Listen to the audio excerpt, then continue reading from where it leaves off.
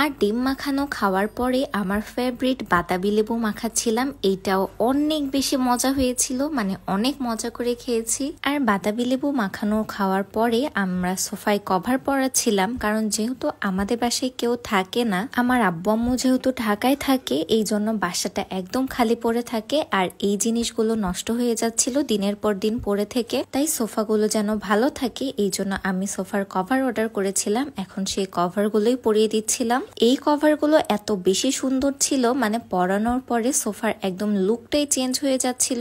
আপনারাও কিন্তু চাইলে আপনাদের ফার্নিচারের জন্য এরকম কভার অর্ডার করতে পারেন। আর এই কভার গুলো লাগালে না অটোমেটিক সৌন্দর্য একদম ডাবল হয়ে যায়। কভার দেওয়ার জন্য সোফাটাও এখন ভালো থাকবে আর দেখতেও সুন্দর লাগবে।